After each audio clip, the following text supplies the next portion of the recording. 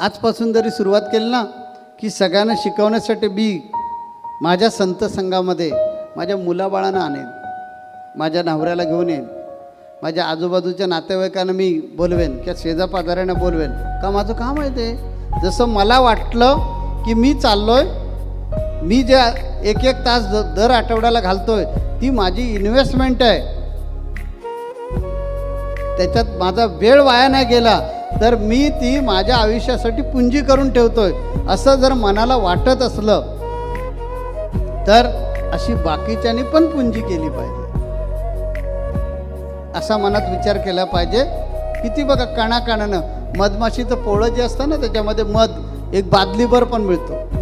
एका दिवशी त्या मधमाशी आणत नाहीत. तर मग हळूहळू हळूहळू त्यांच्या त्या सोंडेमध्ये किती राहणार मध, तिथून ते असं शोषतात, घेऊन येतात आणि कणभर मध त्याच्यामध्ये टाकतात.